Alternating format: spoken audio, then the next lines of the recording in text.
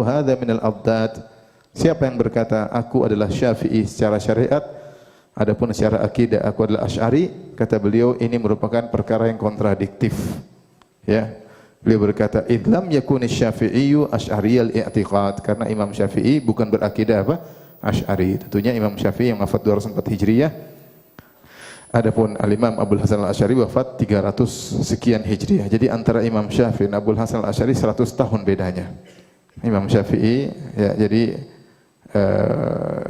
wafat 100 tahun sebelum wafatnya Abdul Hasan Al-Asy'ari. Tidak mungkin Imam Syafi'i berakidah dengan orang yang belakangannya ya. Karena Abdul Hasan belakangan. Intinya ini ada teguran dari sebagian ulama Syafi'iyah yang melihat hal ini bahwasanya ada sebagian orang getol membela fikihnya Imam Syafi'i, tapi ketika berbicara akidah dia tidak mau berpegang teguh dengan metode Al-Imam Syafi'i rahimahullahu taala yang berpegang teguh di atas hadis-hadis Nabi sallallahu alaihi wasallam. Nanti akan kita nukilkan perkataan Imam Syafi'i dari kitab-kitabnya seperti kitab Al-Um, Ar-Risalah. Ya, demikian juga nukilan-nukilan dari misalnya Al-Baihaqi dalam Sunan Al-Kubra dan Sugra, kemudian juga Ma'rifatul Sunan wal Athar ya. Dari kitab-kitab yang ihtimam memberi perhatian dalam menukil pendapat-pendapat Al-Imam Syafi'i rahimahullahu taala. Namun pada kesempatan kali ini kita bahas terlebih dahulu tentang biografi Imam Syafi'i. Saya sudah tuliskan, coba dilihat di apa? Di layar. Kelihatan tidak? Kelihatan layarnya ya. Tulisannya kelihatan enggak? Kelihatan ya. Baik. Saya menulis tentang sanadnya nasabnya Imam Syafi'i dan nasabnya Rasulullah sallallahu alaihi wasallam.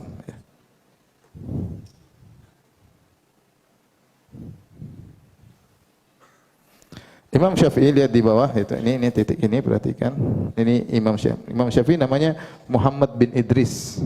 Ya, Muhammad bin Idris.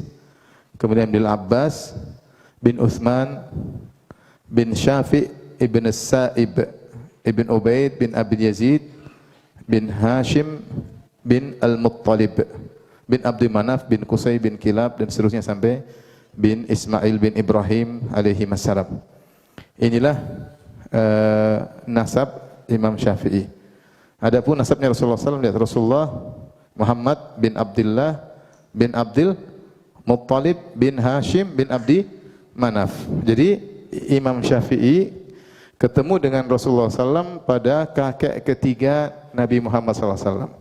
Kakek pertama Nabi Abdul Muttalib, kemudian bin Hashim, kemudian bin Abdi Manaf. Paham? Paham enggak? Ini agak susah ya, kalau kita mudah. Paimin bin Paijo bin nama-nama Arab agak susah dihafal. Baik. Perhatikan, jadi Rasulullah SAW ketemu dengan Imam Syafi'i di siapa? Di Abdul Manaf ini. Abdul Manaf. Nah, kita perhatikan sekarang kembali kepada sabnya Imam Syafi'i. Perhatikan, Muhammad bin Idris bin Al-Abbas bin Utsman bin Syafi'. Inilah Imam Syafi'i dinasabkan kepada Syafi'. Ya, dinasabkan kepada Syafi'. Ya. Syafi'i ini dia adalah anak dari As-Sa'ib. As-Sa'ib radhiyallahu anhu aslama ya fi yaumil Badar. Jadi ba'da yaumil Badar. Jadi ketika perang Badar dia Sa'ib ini As-Sa'ib ketika perang Badar dia masuk dalam barisannya Abu Jahal dan dia pegang bendera dari Bani Hashim. Yang pegang bendera Bani Hashim untuk menyerang Nabi sallallahu alaihi wasallam yaitu Bani Hashim yang kafir, yang pegang benderanya adalah As-Sa'ib. Dan akhirnya dia ditawan dalam peperangan tersebut.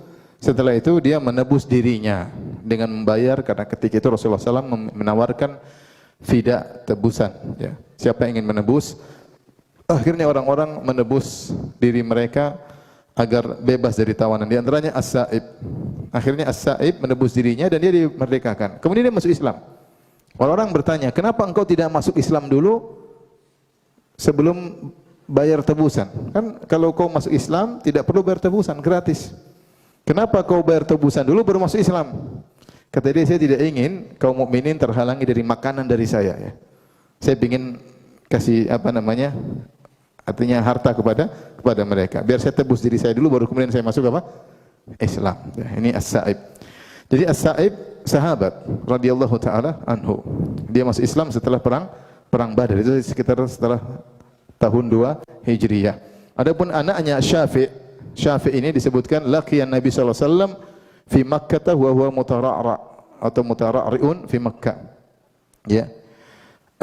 Beliau ketemu dengan Nabi sallallahu alaihi wasallam di Mekah ketika masih kecil, masih bertumbuh kembang di kota Mekah, dan ketika itu belum masuk Islam. Jadi sempat Nabi ketemu Nabi, kemudian Nabi berhijrah dan dia tapi belum masuk Islam sehingga tidak dikatakan dia sebagai apa? Sahabat. Yang sahabatlah ayahnya As-Sa'ib. Nah, apa hubungan Imam Syafi'i dengan Rasulullah SAW? Perhatikan. As-Sa'ib bin Ubaid bin Abdi Yazid bin Hashim ibn al-Muttalib. Jadi Imam Syafi'i disebut dengan Al-Muttalibi. Al-Muttalib ini siapa? Al-Muttalib ini adalah saudaranya Hashim, kakek keduanya Nabi. Perhatikan. Al-Muttalib ini siapa? Saudaranya Hashim. Jadi kakek kedua kan Rasul Muhammad bin Abdullah bin Abdul Muttalib bin Hashim. Hashim ini punya saudara namanya Al-Muttalib. Al-Muttalib. Wallahu alam, Al-Muttalib inilah yang disebutkan dalam buku sejarah dalam sirah Nabi sallallahu alaihi wasallam.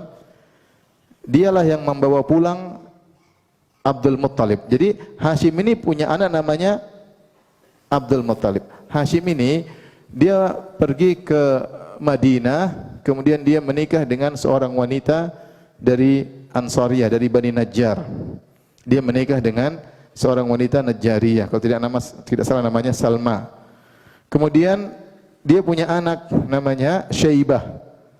Kenapa disebut Syaibah? Karena anaknya lahir konon ada rambut putih di kepalanya, maka disebut dengan Syaibah.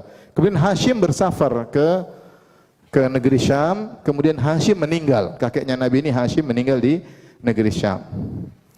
Ketika meninggal di negeri Syam, padahal dia punya dia orang terkenal, dia anaknya Abdul Manaf dan punya kekuasaan di Mekah. Akhirnya saudara Hashim Al-Muttalib pergi ke Madinah, merayu ibunya Syaibah. Paham atau tidak sampai sini? Hashim punya anak siapa namanya? Syaibah. Tapi Hashim kemudian meninggal di negeri Syam. Akhirnya pamannya Syaibah yaitu Al-Muttalib, Abdul Muttalib ini Syaibah ya. Inilah dia Syaibah. Abdul Muttalib. Jadi pamannya Al-Muttalib ini kemudian pergi ke Madinah merayu ibunya Syaibah untuk membawa Syaibah balik ke Mekah, karena disitulah kampung halamannya, disitulah kemuliaannya. Akhirnya setelah dirayu, ibunya pun mengizinkan. Maka Al-Muttalib inilah yang kemudian membonceng Syaibah masuk ke kota Mekah. Ketika itu umur Syaibah sekitar 7-8 tahun, sekitar segitulah. Maka orang-orang menyangka Syaibah adalah budaknya Al-Muttalib, maka mereka panggil Abdul Muttalib. Mereka panggil siapa? Abdul Muttalib, itu hambanya Al-Muttalib. Padahal bukan, padahal ini adalah ponakannya. Maka Syaibah dikenal dengan Abdul Muttalib. Dari sini kita tahu bahwasanya Hashim adalah kakek Nabi yang kedua, ya. Dan Al-Muttalib ya adalah pamannya Abdul Muttalib. Paham? Al-Muttalib pamannya Syaibah. Syaibah disebut dengan Abdul Muttalib. Paham atau tidak? Ya. Abdul Muttalib punya paman namanya siapa? Al-Muttalib. Nah, pamannya Abdul Muttalib dianggap pamannya Nabi juga. Pamannya Abdul Muttalib dianggap pamannya Nabi, maka Al-Muttalib ini adalah paman Nabi sallallahu alaihi wasallam. Maka dikatakan Imam Syafi'i adalah keturunan paman Nabi. Imam Syafi'i keturunan paman Nabi karena Al-Muttalib itu adalah paman dari kakeknya, yaitu Abdul Muttalib punya paman namanya Al-Muttalib. Paham? Baik. Kemudian Al-Muttalib ini punya anak namanya Hashim. Kemudian Hashim ini dinikahkan dengan seorang wanita namanya Syifa. Syifa adalah saudarinya Abdul Muttalib. Lihat Syifa ini. namanya Syifa. Syifa adalah saudarinya Abdul Muttalib. Berarti kalau begitu Syifa ini menikah dengan Hashim, ya, punya anak namanya Abdu Yazid, paham? Abdu Yazid. Nah, Syifa ini apanya Abdullah? Syifa ini apanya Abdullah? Tantenya, tantenya itu Ammah. Karena bapaknya Abdullah, Abdul Muttalib, punya saudari perempuan namanya apa? Syifa, berarti adalah Ammah. Ammahnya Abdullah. Kalau saudari ibu namanya khalah bahasa Arab, saudari ibu. Kalau saudari bapak namanya apa? Ammah. Maka Abdullah punya ammah namanya Syifa, karena itu adalah tantenya Abdullah, maka dia juga tantenya Rasulullah. Maka Syifa disebut dengan ammatun Nabi. Ammatun Nabi. Maka Imam Syafi'i keturunan dari dua, dari sisi paman ada, dari sisi tante Nabi juga ada. Paham atau tidak? Inilah hubungannya antara Imam Syafi'i dengan Rasulullah sallallahu alaihi wasallam. Makanya Imam Syafi'i dikenal dengan Al-Qurashi Al-Muttalibi. Al-Qurashi Al-Muttalibi karena dia keturunan Al-Muttalib. Al-Qurashi karena dia Quraisy, dari suku Quraisy, tapi dia bukan dari Bani Hashim. Dia bukan dari Bani Hashim, tapi dia dari saudaranya siapa? Hashim Al-Muttalib. Jadi disebut Al-Imam Asy-Syafi'i Al-Muttalibi Al-Qurashi. Adapun ibunya Imam Syafi'i dari Yaman, Al-Azdiyah, dari kabilah Azd, makanya disebut Azdiyah. Ibunya Imam Syafi'i rahimahullahu taala. Baik, ini sekedar nasab Imam Syafi'i. Oleh karenanya Imam Syafi'i adalah imam Quraisy. Dari 4 imam madhab yang Quraisy adalah siapa? Imam Syafi'i. Tapi kita baca sejarahnya, lihat sini, lahir Imam Syafi'i lahir pada tahun 150 Hijriah. Lahir pada tahun 150 Hijriah. Dan sebagian ulama menyebutkan, jadi itu tahun di mana Al-Imam Abu Hanifah meninggal dunia. Al-Imam Abu Hanifah adalah imam madhab yang pertama dari 4 imam madhab. Yang pertama paling tua adalah siapa? Imam Abu Hanifah. Kemudian Imam Malik, kemudian Imam Syafi'i, baru Imam Ahmad bin Hanbal. Imam Abu Hanifah wafat pada tahun 150 Hijriah. Di tahun itulah lahir Imam apa? Syafi'i. Ya.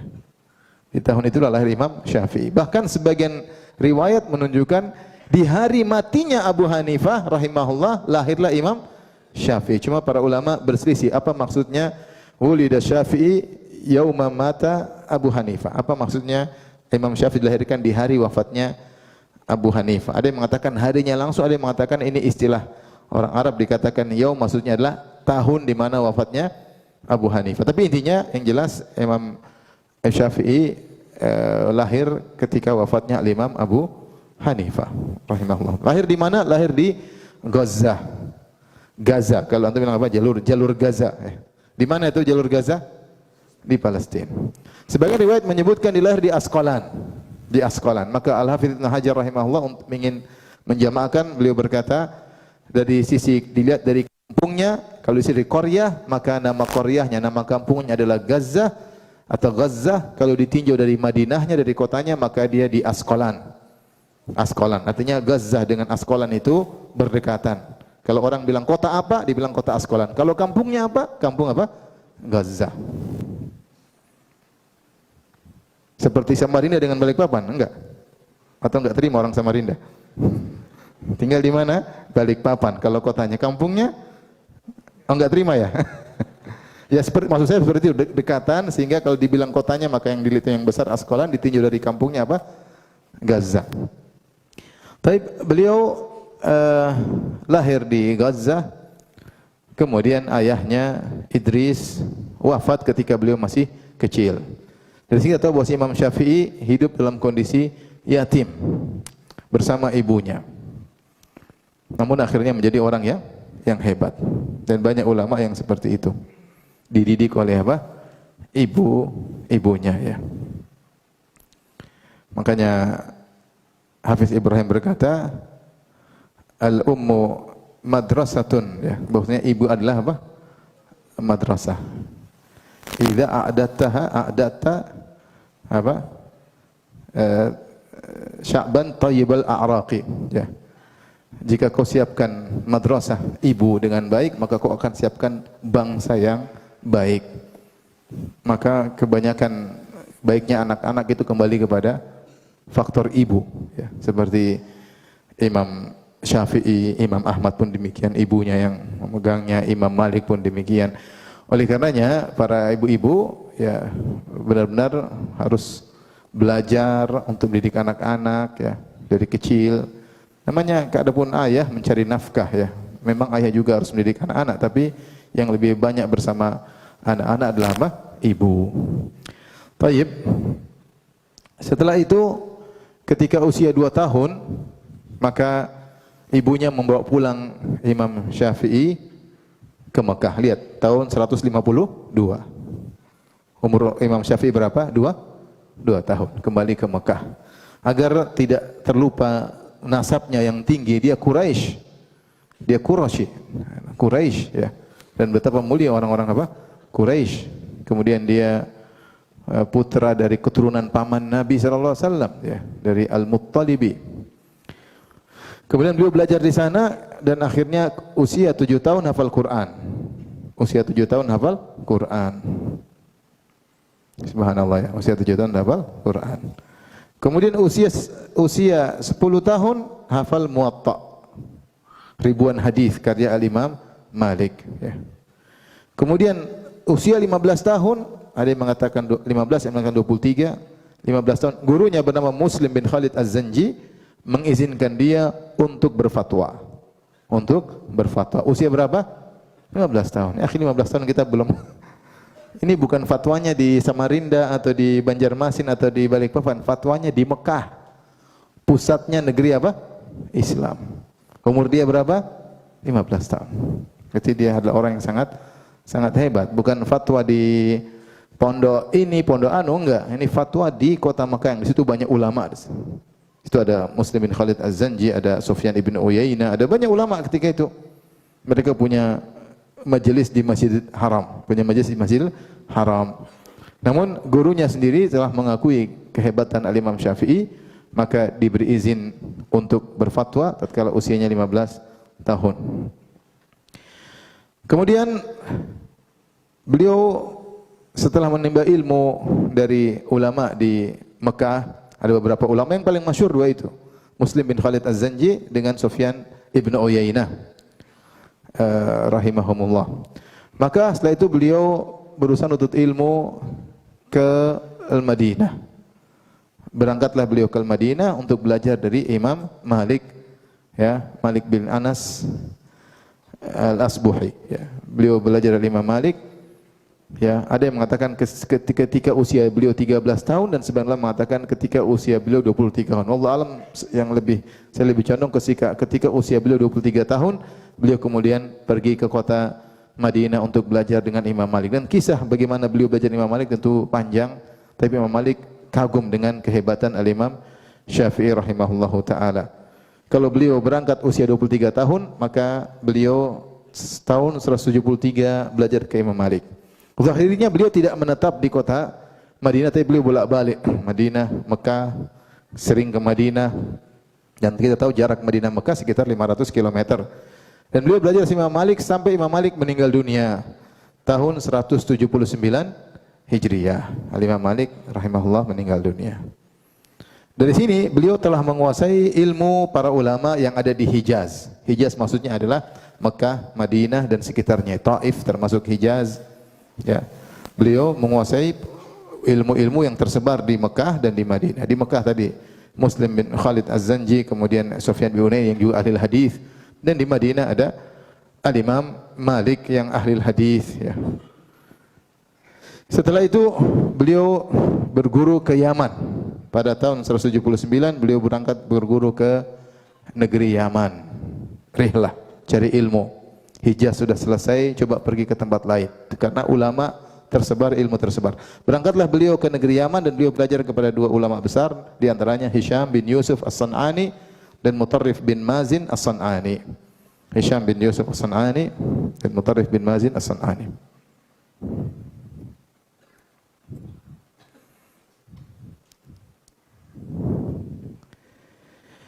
Di Yaman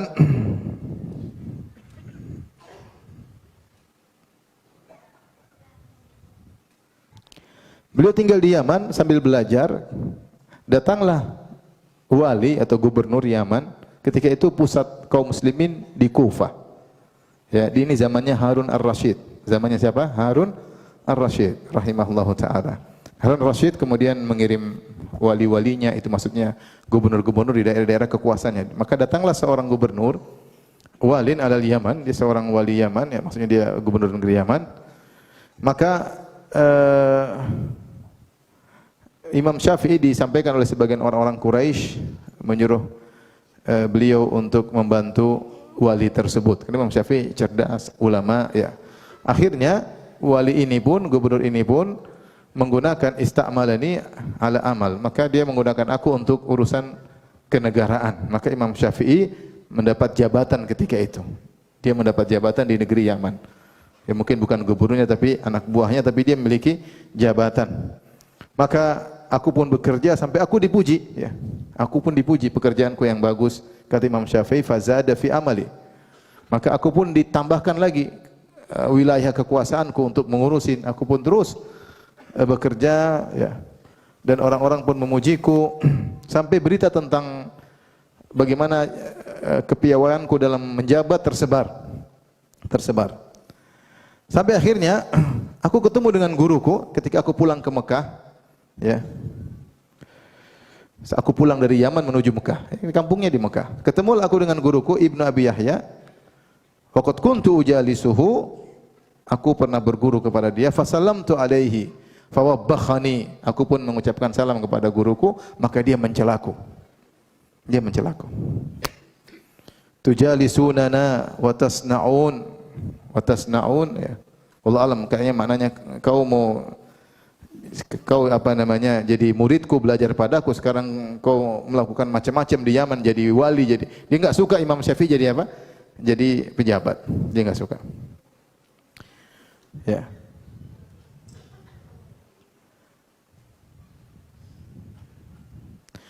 Kemudian beliau berkata, "Tsumma laqitu Sufyan bin Uyainah." Aku ketemu dengan guruku yang lain, Sufyan bin Uyainah, yang lebih masyhur lagi, lebih ma'ruf, ahli hadis. Fa sallamtu alaihi. Kalau yang guru pertama tadi marah-marah, yang ini enggak. Aku salami Sufyan bin Uyainah, farahhaba bi, maka dia pun marhaban, ya muridku Syafi'i, dia puji. Kemudian beliau berkata, lihat bagaimana Sufyan bin Uyainah menasihati Imam Syafi'i.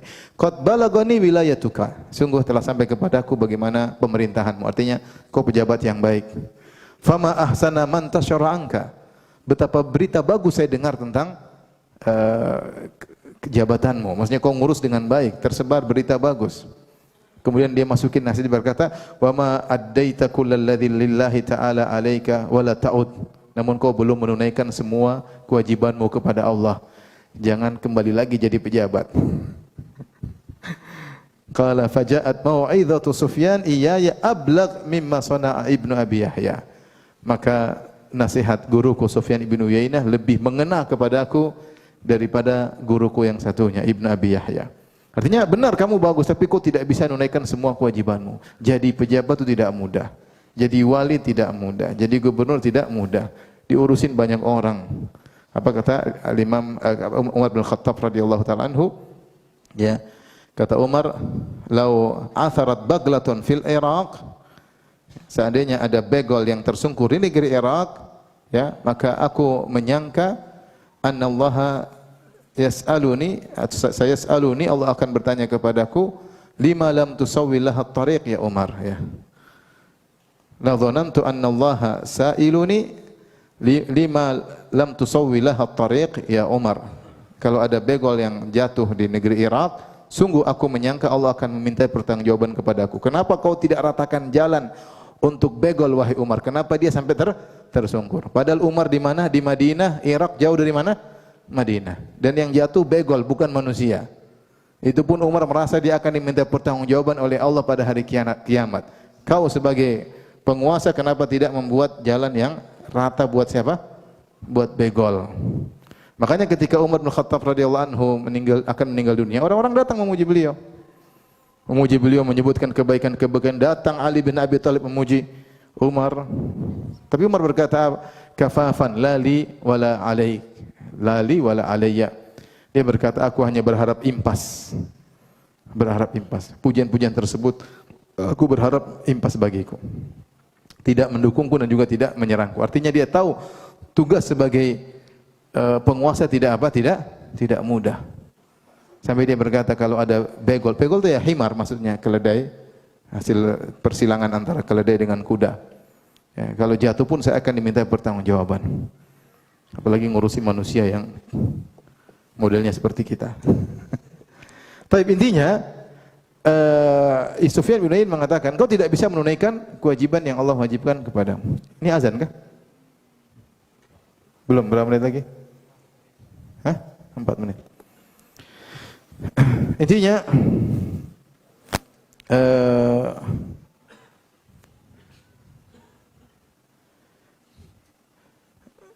beliau kembali ke Yaman ya, atau beliau kembali ke daerah Najran ya.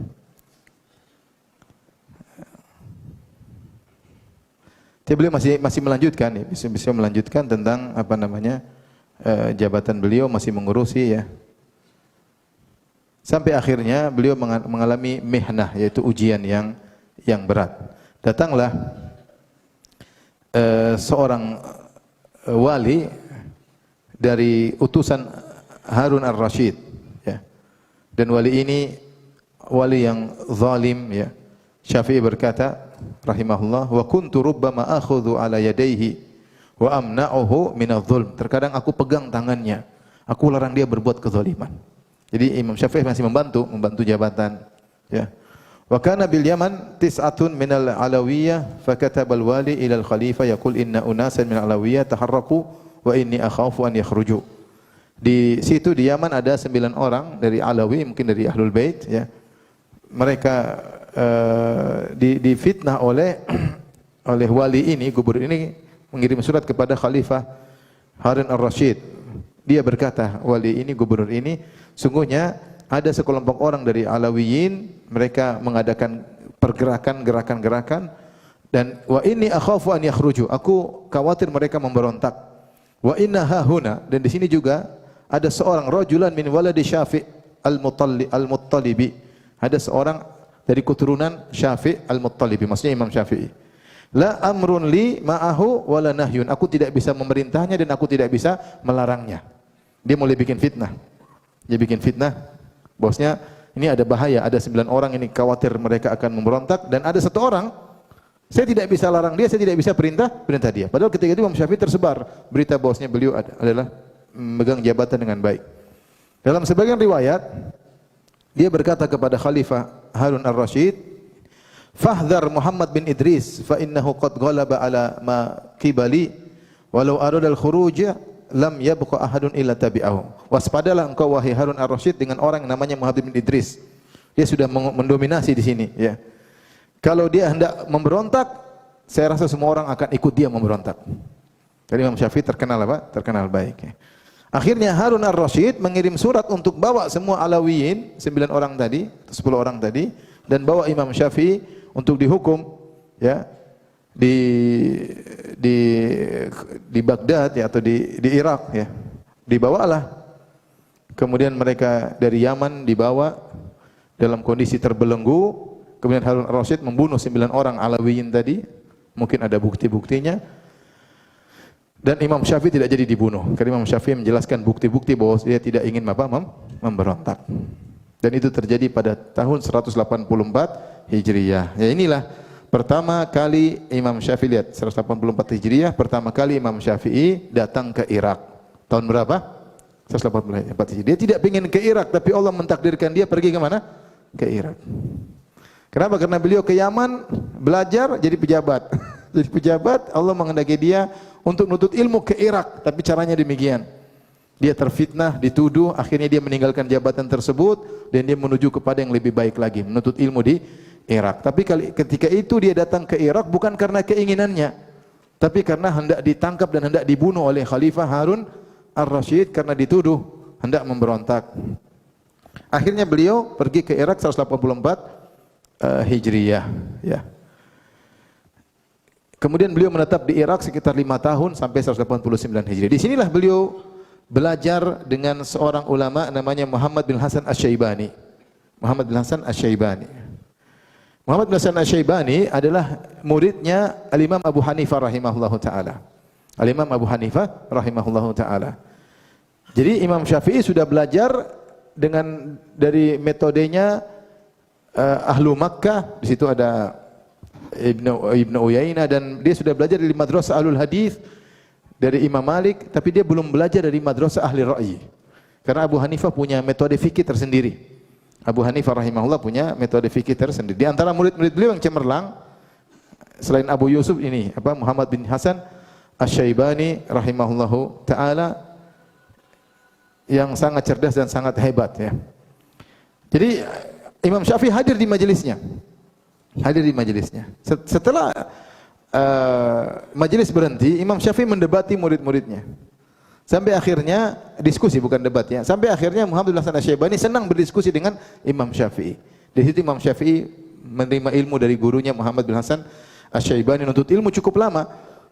Dari 184 Hijriah sampai 189 Hijriah sekitar 5 tahun. Kemudian akhirnya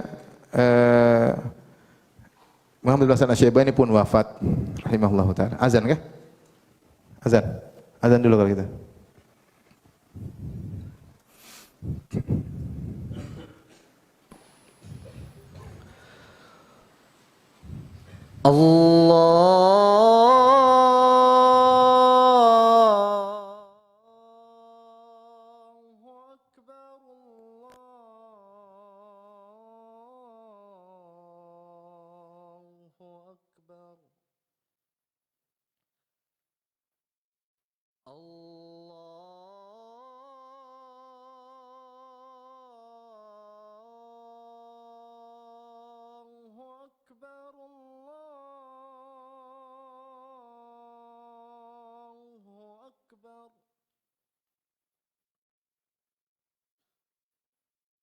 أشهد أن لا إله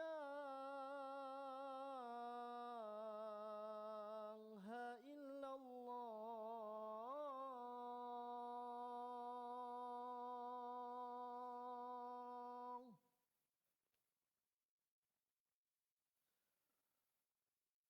أشهد أن لا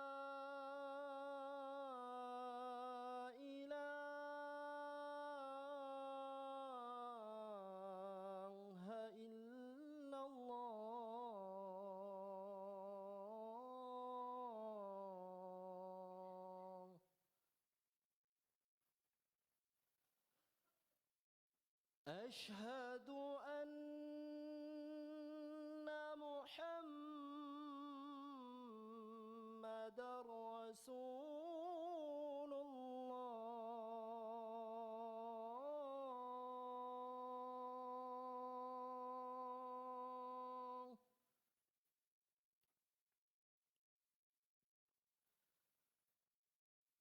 أشهد أن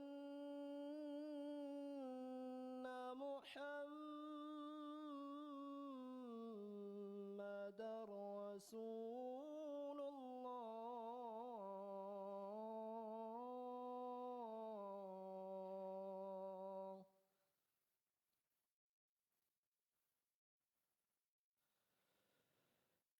حي على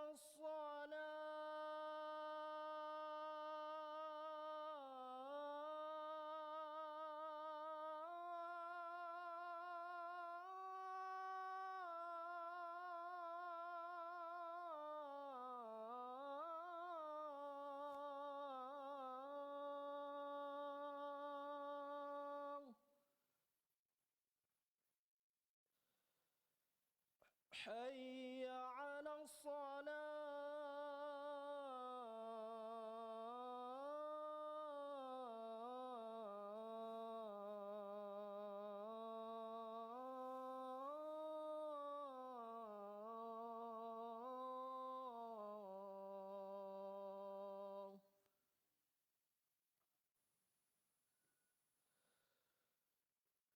حي على الفلاح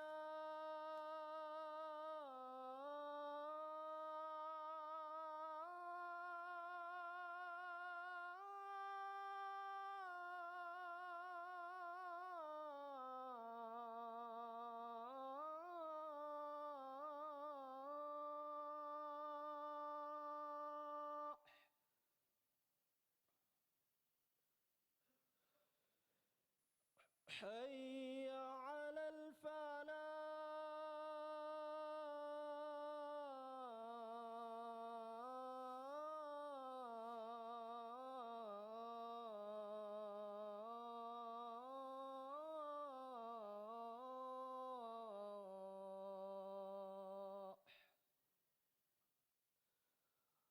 الله أكبر الله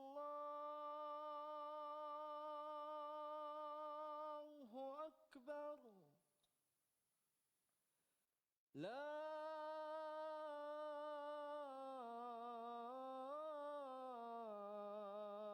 إله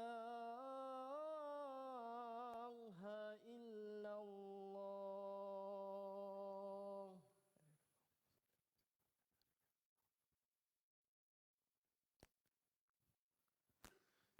Baik, hadirin dan hadirat yang Allah Subhanahu wa taala, ketika guru beliau Muhammad bin Hasan Asy-Syaibani rahimahullah taala meninggal dunia pada tahun 1189 Hijriah, maka beliau kembali ke Mekah. Kemudian beliau mengajar di Al-Masjidil Haram. Dan orang-orang pada datang, majelis beliau sangat ramai daripada majelis ulama yang lain yang ada ketika itu. Di antara yang ada ketika itu majelisnya guru beliau, Sufyan bin Uyainah rahimahullah taala. Sampai akhirnya orang-orang datang jemaah haji, di antara jemaah haji yang datang adalah Imam Ahmad bin Hanbal. Imam Ahmad bin Hanbal yang sudah mendengar tentang Imam Syafi'i, maka beliau hadir di majelis tersebut.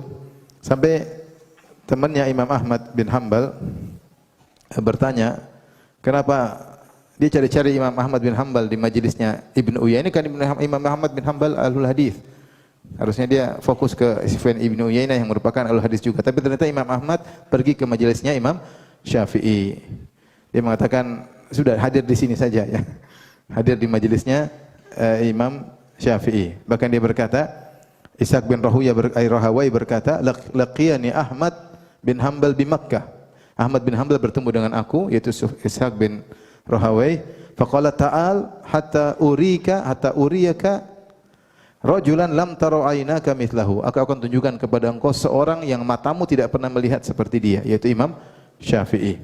Faja'a fa aqamani ala Syafi'i. Kemudian dia suruh aku duduk di majelis Imam Syafi'i. Dia berkata, adapun sanad dari Sufyan bin Uyainah, kalau kita enggak dapat sanad yang tinggi, kita bisa mencari sanad yang lain. Tetapi fikihnya Imam Syafi'i tidak bisa kita dapatkan. Mau ambil dari mana? Sehingga beliau lebih memilih untuk duduk di majelisnya Imam Syafi'i rahimahullahu taala, ya. Beliau mengajar ya sampai ya, tahun 1195 mengajar di Mekah sampai tahun 195, ilmu tersebar, ilmu beliau. Tahun 1195 Hijriah beliau balik lagi ke Baghdad kedua kali. Beliau balik lagi ke Baghdad untuk kedua kali ya. Kali ini ketika beliau balik ke Baghdad, sudah banyak orang-orang yang menyambutnya. Karena beliau sudah terkenal, ya, sudah ngajar di Masjidil Haram, murid-muridnya banyak, di antara muridnya ada Ishaq bin Rahawai, kemudian ada juga Imam Ahmad bin Hanbal. Maka terkenallah Imam Syafi'i, banyak orang mencintainya. Kedatangannya kedua kali tidak seperti biasanya. Maka beliau datang ke Irak tahun 195 Hijriah, ya. Kata Muhammad Al-Hasan bin Muhammad Az-Za'farani, salah satu murid Imam Syafi'i, beliau berkata, "Kunna nahdhuru majlis Bishr al-Marrisi." Kami dahulu hadiri majelisnya Bishr al-Marrisi. Bishr al-Marrisi adalah seorang faqih. Kalau enggak salah dia bermadzhab Maliki. Tapi kemudian dia meninggalkan fikih, dia belajar ilmu kalam, kemudian jadi ahlul bidah. Ya, terpengaruh dengan Jaham bin Safwan. Maka dia yang dibantah oleh Utsman bin Sa'id Ad-Darimi dalam kitabnya Rad ala al-Bishr al-Marrisi, ya. Dan juga kitabnya Rad ala al-Jahmiyah. Jadi tadinya ahli fikih tapi belajar ilmu kalam, akhirnya membela apa? Membela ilmu kalam, membela akidah Jahmiyah.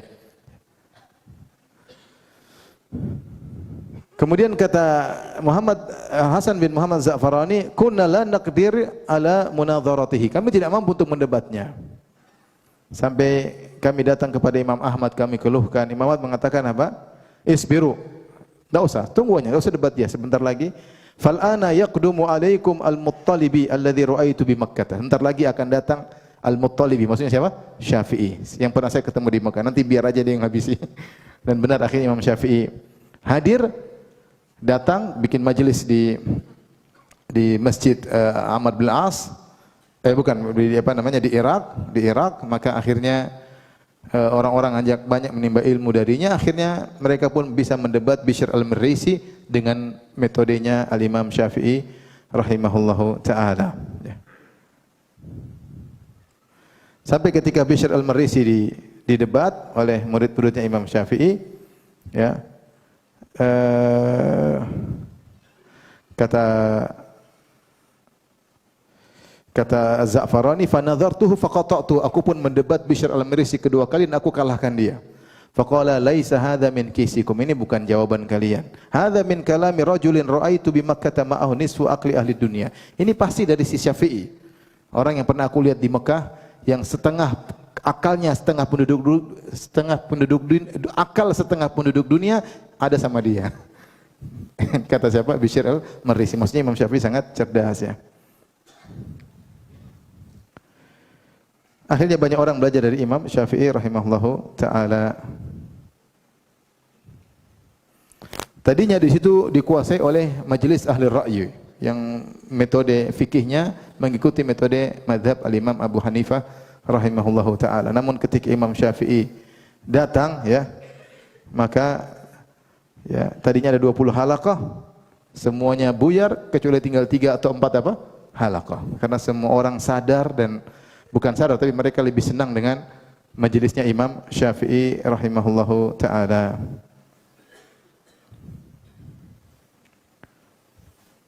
Baik, tahun 197 beliau balik ke Mekah. Beliau balik ke Mekah, namun tidak lama, ya. Beliau tadinya 2 tahun dari 195 sampai 197. Beliau menjelaskan akidah beliau, kemudian menjelaskan fikih beliau, ya. Dan situlah beliau memiliki banyak murid-murid, di antaranya Imam Ahmad bin Hanbal, kemudian Abu Thawr yang mendebat Imam Syafi'i, malah dia pun sadar. Kemudian Az-Za'farani, Al-Husain Al-Karabisi dan yang lainnya. Murid-muridnya banyak. Setelah itu beliau kembali ke Mekah.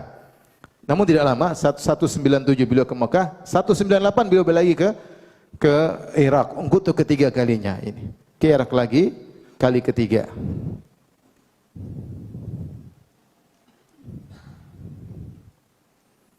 Beliau ke Irak kali ketiga. Kemudian beliau menetap sekitar 2 tahun, ya. Beberapa bulan aja, tidak lama.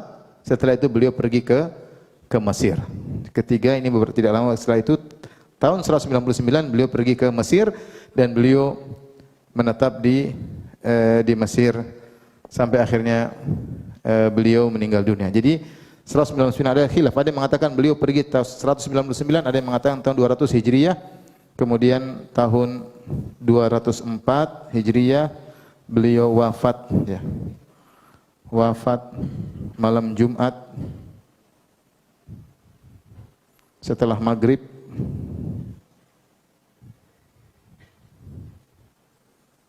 hari terakhir bulan Rajab. Sebagaimana disampaikan oleh muridnya. Nah, berangkatlah beliau ke Mesir. Ada yang mengatakan tahun 199, ada yang mengatakan 200 Hijriah. Dan beliau menetap di Mesir kurang lebih 4 tahun. Di sana beliau mengajarkan ilmu, ya. Mengajarkan ilmu di sana, beliau menulis buku ya. Banyak buku yang beliau tulis ketika di Mesir, ya. Dan beliau punya murid-murid yang banyak di sana di Mesir. Situlah kemudian timbul istilah Al-Qaulul Jadid. Al-Qaul Jadid itu pendapat baru Imam Syafi'i. Adapun selama beliau di Baghdad atau di Mekah, di Irak, beliau fatwa-fatwa beliau dikenal dengan Al-Qaul Al-Qadim, pendapat lama.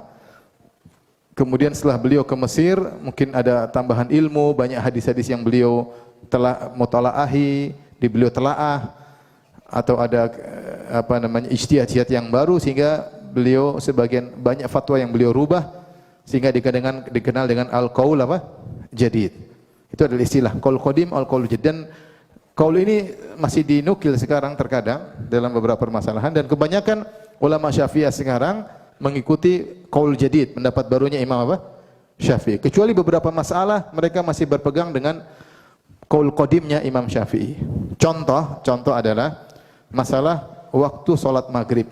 Waktu salat maghrib menurut pendapat Imam Syafi'i yang lama ketika beliau di Baghdad adalah dari azan maghrib sampai azan isya, yaitu sejak terbenam matahari sampai sebelum mega merah hilang dari langit. Artinya sebelum azan apa? Isya. Jadi waktu salat maghrib panjang, 1 jam, kurang lebih 1 jam. Itu pendapat beliau yang lama.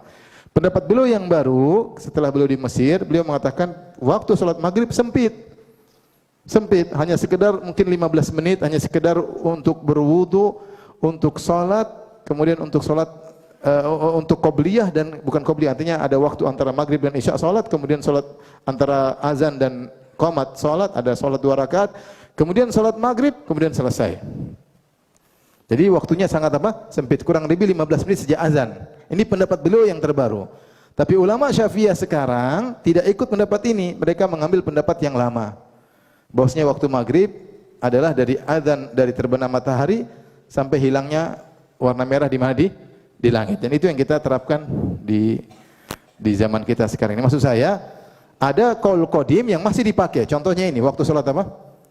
Maghrib. Ini qaul qadimnya, pendapat lamanya Imam Syafi'i tapi dipakai. Jadi ini istilah, kalau ada istilah qaul qadim, qaul jadid, inilah. Jadi qaul qadim itu fatwa-fatwa Imam Syafi'i, tulisan-tulisan beliau yang beliau tulis ketika di Baghdad, kemudian ketika beliau pergi ke Mesir, berubah ijtihad beliau, jadilah namanya qaul jadid, pendapat yang baru.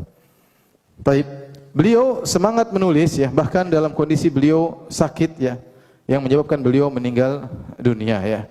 Sebutkan ketika beliau masuk di Mesir, itu di Jami' Amr bin As, ada namanya Masjid Amr bin As radhiyallahu taala anhu ya. Maka beliau pun mengajar di situ, maka orang semua senang dengan Imam Syafi'i ya. Dan di situ ketika di Mesir lagi rame yang lagi masyhur mazhab Imam Malik. Kalau di Irak tadi yang masyhur mazhab apa? Imam Abu Hanifah. Kemudian Imam Syafi'i datang, Imam Syafi'i mendominasi. Di Mesir yang lagi masyhur mazhab Imam Malik. Dan di situ ada salah seorang ulama Malikiyah namanya Ashhab. Ashhab ini tidak suka sama Imam Syafi'i. Bahkan disebut, diriwayatkan dia berdoa karena dia tidak suka Imam Syafi'i, dia berdoa, Allahumma amit Syafi'iyan. Ya Allah, wafatkanlah Syafi'i. Karena kalau kau tidak wafatkan Syafi'i, indarasa madzhabu Malik, maka madzhab Imam Malik akan sirna. Dan ini sampai kepada Imam Syafi'i. Akhirnya Imam Syafi'i meninggal, artinya meninggal karena sakit bawasir. Kemudian Ashhab pun meninggal kurang lebih sebulan setelah itu. Imam Syafi'i sakit bawasir, yaitu sakit apa? Ambeien ya, kalau bahasa kita ya. Ya, jadi darah keluar banyak. Ketika itu tidak seperti zaman sekarang. Jadi beliau terkadang mungkin kajian sambil keluar darah, terkadang beliau naik kuda beliau sampai pelana beliau penuh dengan darah, celana beliau penuh dengan darah, tapi beliau tetap terus apa? Mengajar. Beliau tetap mengajar. Semangat beliau mengajar sampai akhirnya ya beliau meninggal dunia karena sebab sakit bawasir tersebut ya. Ketika beliau meninggal dunia,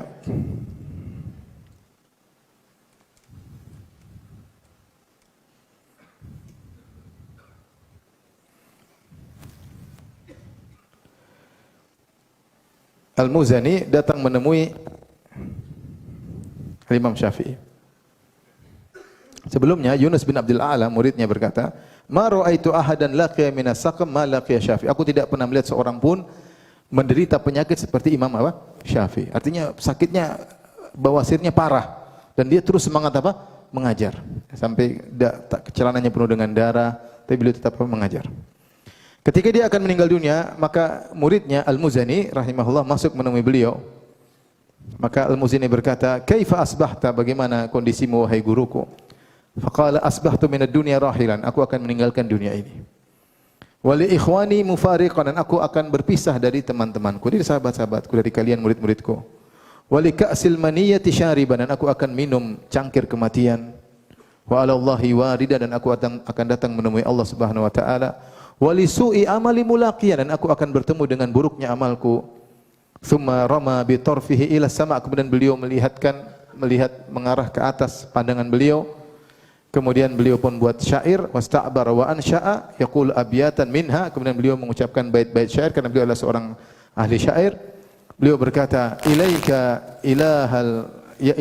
ilahal khalqi arfa'u raqbati wa in kuntu ya dzal manni wal judi mujriman. Ketika kepada engkau lah wahai Tuhannya para makhluk, aku mengajukan harapanku kepadamu, aku angkat harapanku kepadamu. Meskipun aku, wahai zat yang maha pemberi karunia, yang maha baik, aku datang menemuimu dengan sebagai orang yang mujrim, sebagai pendosa. Walamma qasa qalbi wa dhaqat madhahibi ja'altu raja minni li afwika sullama. Ketika hatiku menjadi keras dan seluruh harapanku pupus, aku jadikan harapanku untuk berharap ampunanmu, harapanku sebagai tangga untuk meraih ampunanmu. Ta'adhamani dhanbi falamma qarantuhu bi afwika rabbi kana afwuka a'zama. Aku merasa dosaku sangat besar, ya. Namun ketika aku bandingkan, aku komparasi dengan ampunanmu ya Rabb, aku rasa ampunanmu lebih besar daripada dosa-dosaku. Ini Imam Syafi'i mengumpulkan antara husnudzon kepada Allah dan tidak ujub ketika akan meninggal dunia. Dan begitulah para salaf. Tadi Umar bin Khattab ketika diuji dia mengatakan kafafan. Yang penting impas. Padahal sudah dijamin surga. Umar bin Khattab radhiyallahu anhu, sampai Nabi mengatakan Umar fil jannah, Umar di surga. Sampai Nabi bilang, Umar, saya lihat di surga, lihat istanamu di surga, tapi ada perempuan di situ dan saya pun malu. Takut engkau cemburu. Kata Umar bin Khattab kepada alaika aghar, apa aku cemburu kepada engkau ya Rasul? Masuk saja ke. Artinya Rasulullah kabarkan ada istanamu di mana? Di surga. Dan dia berdoa, ya Allah, Allahumma as'aluka asyhada fi baladi rasulik, as'aluka syahada, aku minta mati syahid di kota Nabi, dan dikabulkan. Mati syahid, matinya sedang salat subuh jadi imam, bukan salat duhur. Salat apa? Salat subuh jadi imam, bukan salat duhur masbuk, ya. Itu pun dia tidak sombong, ya. Yang Nabi ketika naik gunung Uhud bergetar, kemudian Nabi mengatakan, uskun ya Uhud fa innama 'alaika nabiyyun wa siddiqun wa syahidan. Tenanglah engkau gunung Uhud, sungguhnya di semua ada nabi, ada siddiq, ada dua yang mati syahid, yaitu Umar di antaranya. Ya. Yang Rasulullah pernah berkata, "Ma laqiyaka syaitan salikan fajjan illa salaka fajjan ghairu fajjik." Wahai Umar, tidak setan lihat kamu jalan satu jalan kecuali setan cari jalan yang lain. Masya Allah. Kalau kita yang jalan, setan malah cari-cari jalan gitu. Umar kalau jalan, setan kabur. Yang Nabi pernah berkata, "Lau kana nabiyyun ba'di lakana Umar." Kalau ada nabi setelahku tentu Umar yang jadi nabi. Yang Nabi pernah berkata, "Innallaha ja'alal haqq 'ala lisani Umar yantiqu bihi." Allah jadikan kebenaran di atas lisannya Umar, dia ucapkan kebenaran tersebut. Tapi dia tidak pernah mengatakan, masuk surga nih, saya ajak lu lupa deh, gue ajak deh ke mana? Surga. Tidak ada begitu Umar bin Khattab. Ketika dipuji dengan kafafan. Imam Syafi'i, siapa kita baca sirahnya tadi, luar biasa. Ibadahnya nanti itu ibadahnya luar biasa Imam Syafi'i rahimahullah taala. Ya, tetapi dia tidak pernah lihat di akhir hayat dia mengatakan saya akan bertemu dengan keburukan amalku. Tapi dia berkata, aku lihat dosaku banyak, tapi jika aku bandingkan dengan ampunanmu, ampunanmu lebih besar ya Allah. Tidak ada ujub, tetapi tetap husnudzan kepada Rabbul Alamin. Itu para salaf seperti itu. Kata Rabi' bin Sulaiman, salah seorang muridnya, tufiya Syafi'i rahimahullah wa radhiya anhu lailatal jum'ah ba'dal maghrib wa ana indahu. Imam Syafi'i wafat pada malam Jumat setelah maghrib dan aku berada di sisinya. Wa dufina yaumul jum'ah, dan dikuburkan hari Jumat setelah asar, akhir yaum min Rajab, di hari terakhir di bulan Rajab. Ini Imam Syafi'i rahimahullahu taala. Adapun murid-muridnya banyak, tadi saya sebutkan murid-muridnya yang banyak di Irak, ada orang-orang hebat, ada Ahmad bin Hanbal, ada Abu Thawr, ya, dan kemudian ada Za'farani dan ada yang lainnya, ya. Dan murid-muridnya yang paling ramai ada murid-muridnya di Mesir. Dari murid-muridnya di Mesir lah kemudian ilmu Imam Syafi'i tersebar. Ilmu Imam Syafi'i tersebar. Di antaranya Al-Muzani. Al-Muzani lahir 175 Hijriah. Beliau menulis buku Al-Mabsut dan Al-Mukhtasar. Al-Mukhtasar lil Muzani ma'ruf tentang fikih Syafi'i. Ya. Dia terkenal jago debat. Ya, jago debat. Buku inilah kemudian tersebar di Hijaz, di Syam, di Irak dan yang lainnya. Sampai Imam Syafi'i pernah berkata, "Lau nadhara syaitana laqata'ahu." Kalau muridku ini Al-Muzani debat sama syaitan, syaitan kalah. Saking hebatnya. Dan dia dikenal mendukung mazhab Imam Syafi'i. Imam Syafi'i berkata, Al-Muzani nasiru madhabi. Muzani adalah penolong mazhabku. Di antara muridnya Rabi' bin Sulaiman Al-Muradi. Lahir 173 Hijriyah. Ya. Dialah periwayat yang meriwayatkan buku-buku Imam Syafi'i rahimahullahu ta'ala. Ya.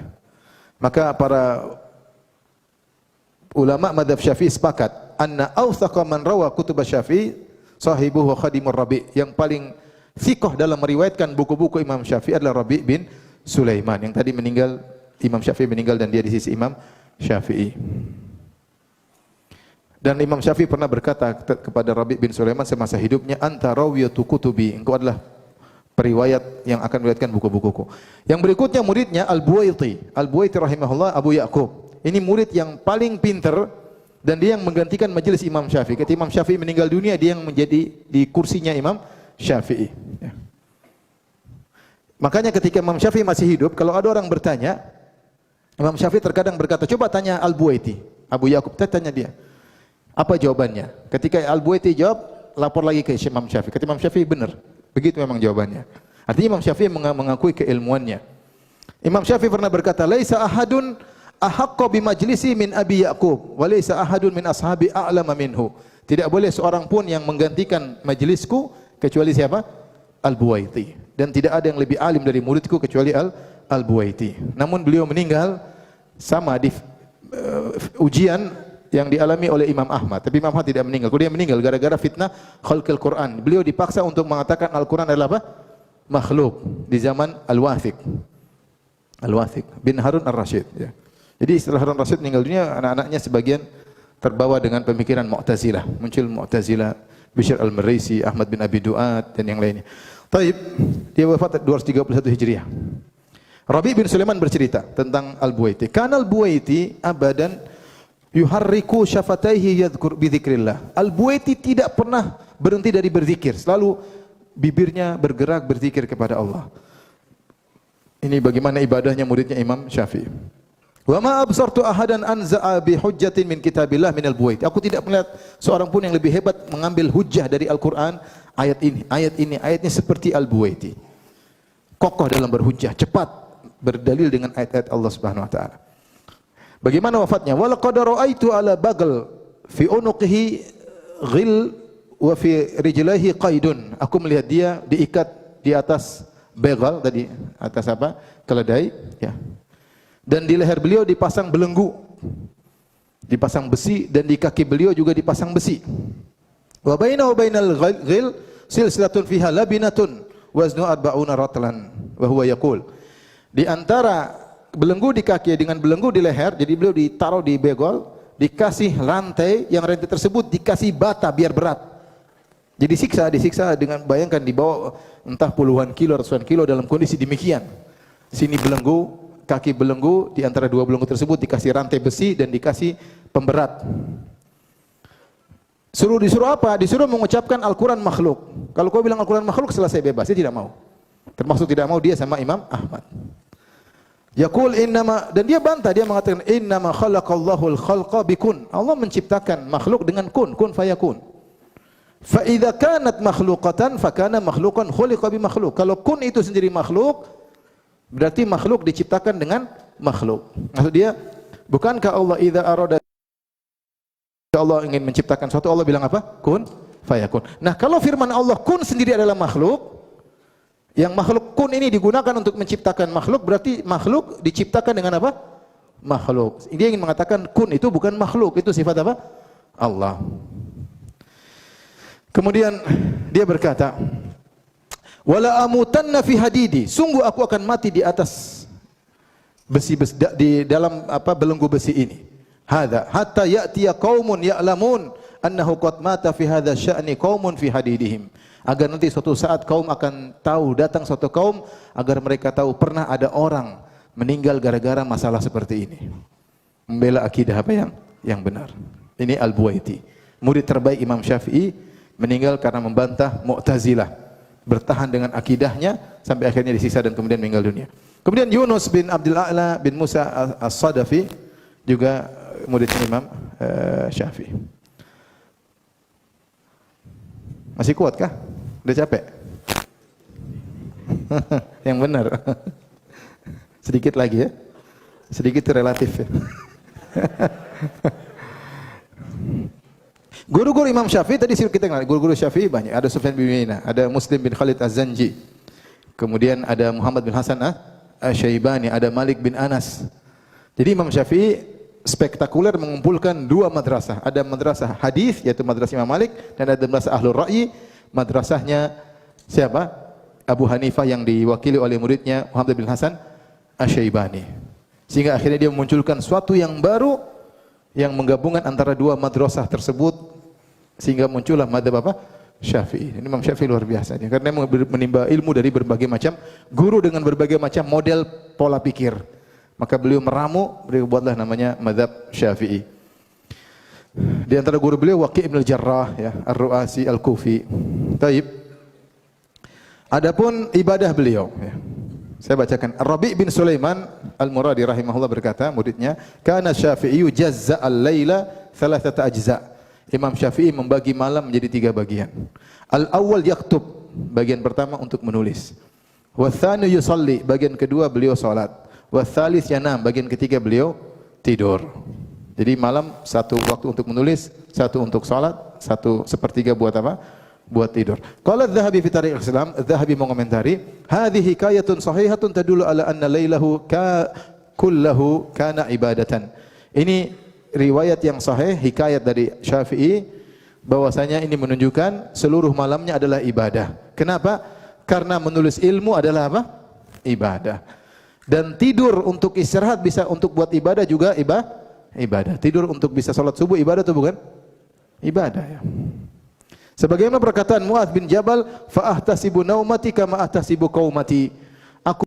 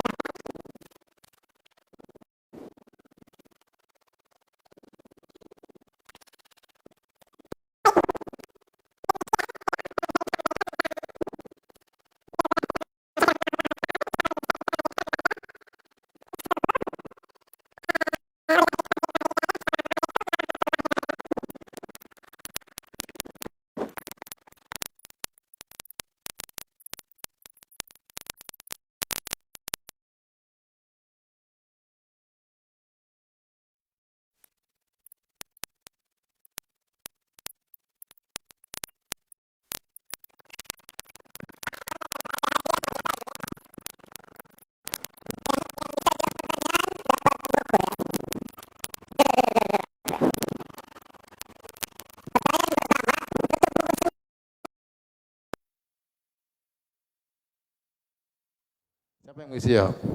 Kenapa ulama mengatakan Imam Syafi'i adalah anaknya pamannya Nabi? Siapa yang jawab? Susah kan? Saya sudah bilang susah. Ada yang bisa jawab? Kenapa